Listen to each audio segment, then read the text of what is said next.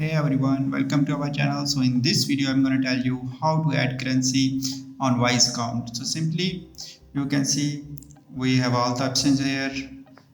Click on Get Started. Now click on Let's Go. Now here, add the currency. Like I am adding the random currency here. Like you can select according to your need. So I am selecting the Chinese yen. So click on Confirm. So after wait a while, so you can see simply we have added currency.